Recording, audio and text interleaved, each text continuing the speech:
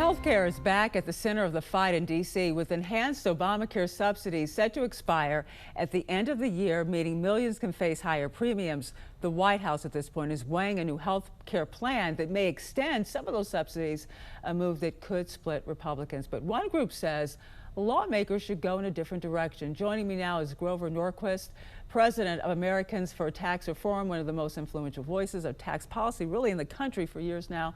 Thank you so much for joining us, Grover. But before we get to why you're here to talk about health sharing ministries, let's just begin with these Obamacare subsidies. If you were advising the president at this point, what would you tell him to do with these subsidies? Okay. The reason why we need health care subsidies is because Obamacare failed. Obamacare did not do what President Obama said it would.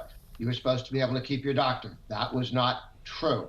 Everybody was supposed to see their insurance premiums go down by $2,500. Instead, they doubled. And because of the way Obamacare is set up, very few choices, no transparency, it's the post office trying to run a hospital very poorly, costs go up, and the subsidies are to hide the failure of Obamacare. Why in the world would Congress spend any time at all bailing out a failed system that doesn't improve?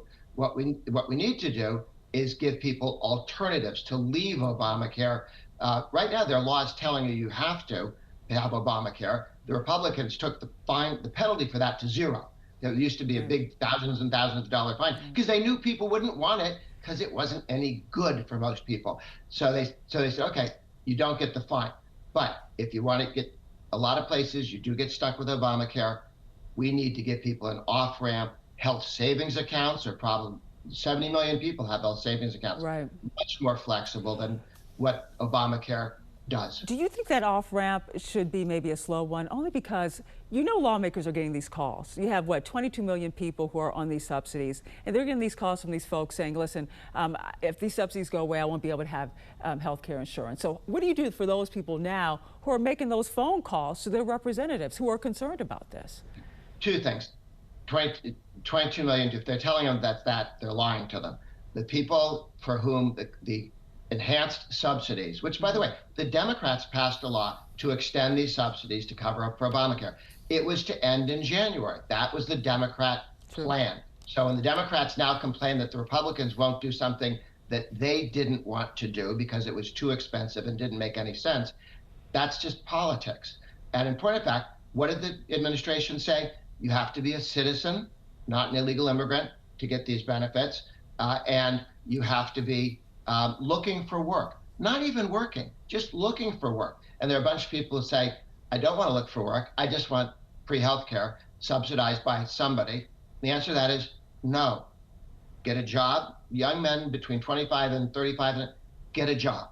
This is not about people who have kids at home or have handicaps or anything. These are people who could and should be working and choose not to because the way Obamacare was set up, you didn't have to work. Well, let's talk about the health sharing ministries, which is really, and just make sure I have this right here. They're faith-based membership programs where people kind of pool their money to pay each other's medical bills. Now, you're saying that maybe the IRS should treat health sharing ministries the same as these health insurance for tax purposes. Why do you think that would benefit more Americans?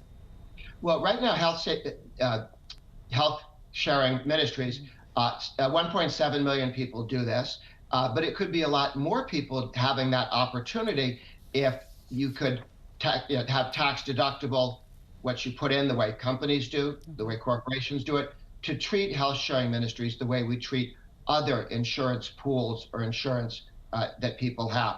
So they're not asking for some special benefit. They're not asking for a subsidy.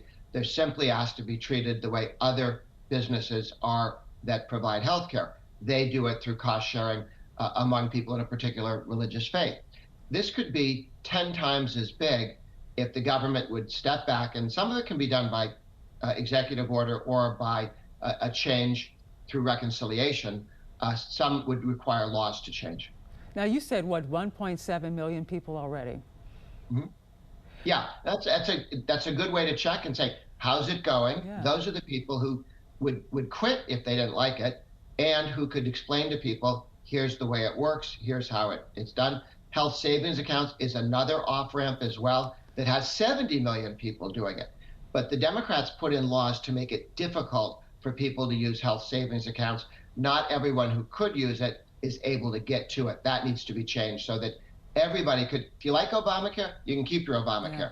We're not going to throw additional subsidies at the failures of Obamacare, but if you'd rather have a health savings account or sharing ministries, those should be options for everybody without government restrictions that the Democrats stuck in there to force you into Obamacare. All right. Thank you so much, President of Americans for Tax Reform, Grover Norquist.